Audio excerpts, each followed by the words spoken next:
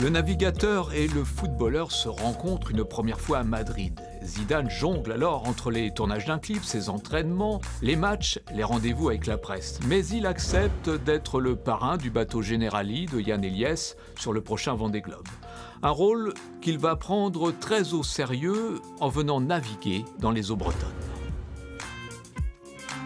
Il est venu avec sa femme pour visiter le bateau. Et puis il a insisté pour que ma femme soit là aussi, puis qu'on puisse passer un déjeuner en couple, tranquillement, en discutant des enfants, de la vie. Et voilà, derrière tout le côté médiatique, tout ce qui va avec, la sécurité, les journalistes, tout le programme, minute par minute.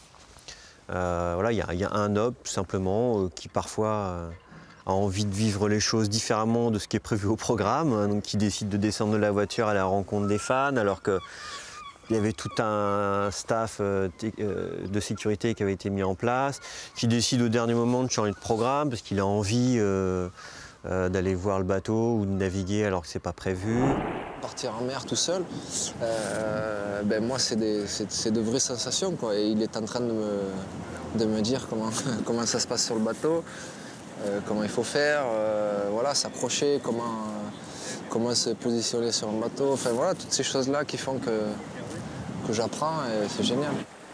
Les paroles qui me reviennent en tête, c'est travail et puis le respect qu'il avait pour son père et l'éducation que ses parents lui avaient donnée. Il n'a jamais oublié ses parents, la cité à Marseille, de là où il venait, voilà ce que son père lui a inculqué comme valeur. Voilà, il sait qu'il avait un certain talent, mais que ce talent-là, il a toujours été le chercher par la force du poignet et par le travail. Avec Zidane comme illustre parrain, ce Vendée Globe 2008 démarre sous les meilleurs auspices pour Yann Eliès. Mais dans les mers du Sud, c'est l'accident. Bassin brisé, côte fracassée, fracture du fémur et fin de l'aventure. Le navigateur est en mode survie, il sera finalement récupéré et sauvé par la marine australienne. Il a suivi avec intérêt mon parcours. Je pense qu'il était aussi, il a été touché, forcément comme beaucoup par l'accident qui m'est arrivé. Donc on a gardé contact. Et puis voilà, après les choses se sont un peu diluées et nos chemins se sont séparés. Mais moi j'en garde un formidable souvenir.